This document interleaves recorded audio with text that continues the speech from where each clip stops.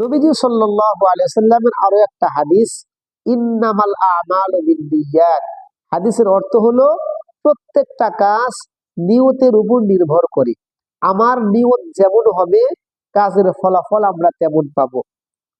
আমরা যদি নামাজ হয়তো আদায় করলাম মানুষের কারণে, আমার মুখে এখন অনেক বড় বড় দাড়ি আছে, জুব্বা আছে, মাথায় পাগড়ি আছে, আজান হয়ে গেছে, এখন যদি নামাজ না পড়ি মানুষ আমাকে কি বলবে, আমি সবেমাত্র হজ করে এসেছি, এই বিভিন্ন কারণে মানুষকে দেখানোর জন্য যদি ইবাদত বন্দেগী করি, তাহলে এই ইবাদতের কোনো প্রতিদান কিয়ামতের ময়দানে পাওয়া যাবে না।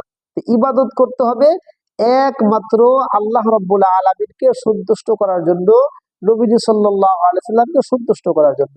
তাহলে হাদিসের অর্থটা, হাদিসটা কি, ইন্নামাল আমালু বিন্নিয়াত, প্রত্যেকটা কাজ নিয়তের উপর নির্ভর করে।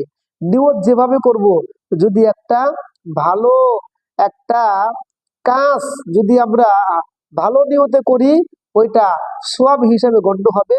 আবার ওই কাজটা যদি আমরা খারাপ নিয়তে করি, তাহলে আমলনামায় গুনাহ হয়ে যাবে।